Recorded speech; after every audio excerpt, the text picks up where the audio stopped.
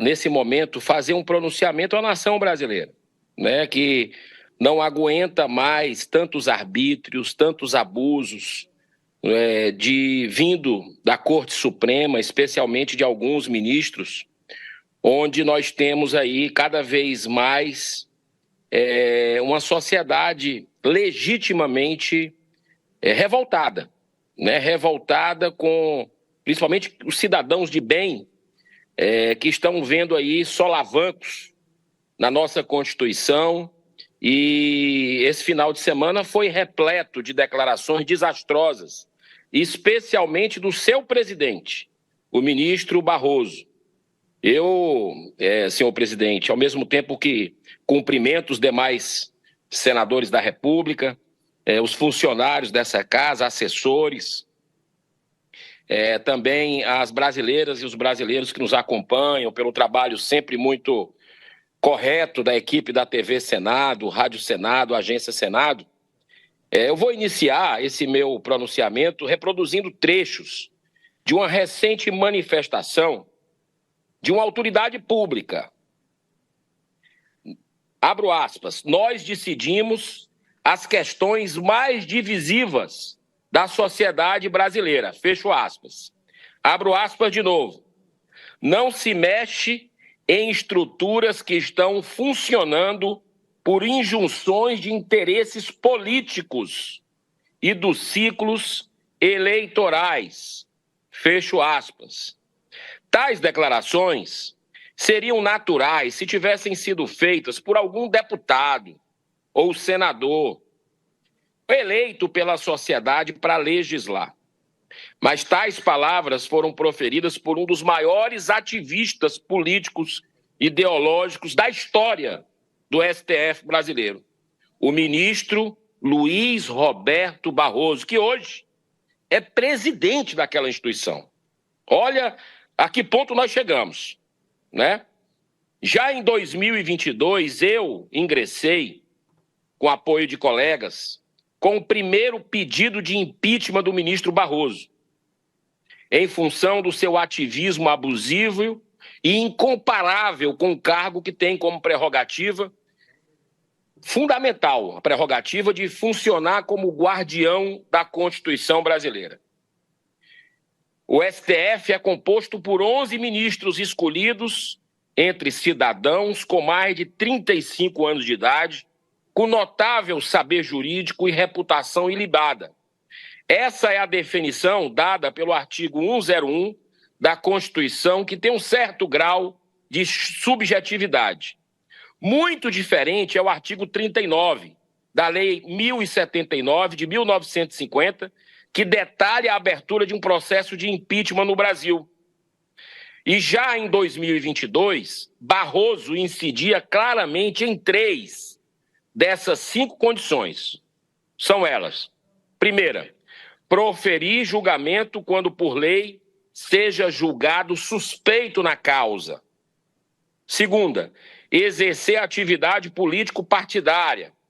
Terceira, proceder de modo incompatível com a honra e o decoro de suas funções. Em 2021, senhor presidente, Barroso se dirige pessoalmente à Câmara dos Deputados e, numa reunião com líderes partidários, interfere diretamente em votação em curso na comissão especial que analisava a PEC 135, do voto auditável nas urnas eletrônicas. Alguns líderes simplesmente mudaram os parlamentares da comissão após essa reunião, ou seja, na véspera da votação, de modo a assegurar a rejeição da matéria conforme a vontade do senhor ministro. Em junho de 2022, ao fazer uma palestra na Universidade de Oxford, em Londres, Barroso passou por um grande constrangimento quando foi chamado de mentiroso por alguns participantes do evento, quando ele fez a seguinte declaração, abro aspas, tive que oferecer resistência aos ataques contra a democracia e impedir o abominável retrocesso que seria o retorno do voto impresso com contagem pública manual, que sempre foi o caminho da fraude no Brasil. Fecho aspas. Ou seja, uma clara distorção, pois foi a PEC 135, apenas ela obrigava o acoplamento do voto impresso ao lado das urnas eletrônicas para que o sistema pudesse permitir uma auditoria em caso de suspeita de fraude eleitoral, garantindo o máximo de transparência no processo. Algo muito parecido com o que aconteceu nas últimas eleições fraudulentas da Venezuela, onde o ditador Maduro impediu qualquer auditoria.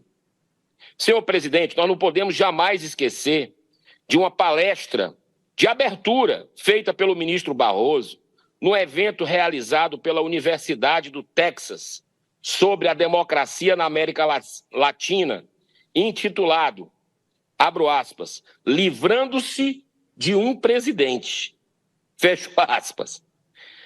Não é brincadeira, não. Isso aqui é uma sequência de declarações estapafúrdias de um ministro do Supremo que hoje é o presidente. Olha os sinais claros aí do fundo do poço que a gente chegou. Logo após o término das eleições presidenciais, onde o TSE funcionou como um verdadeiro partido político, beneficiando explicitamente a candidatura de Lula, Barroso participa de um congresso da União Nacional dos Estudantes, conduzido por militantes partidários do PT e do PCdoB, e em meio ao seu discurso inflamado, como um político desde criancinha, ele afirmou categoricamente: nós derrotamos o bolsonarismo. E a plateia foi à loucura. Ministro Barroso.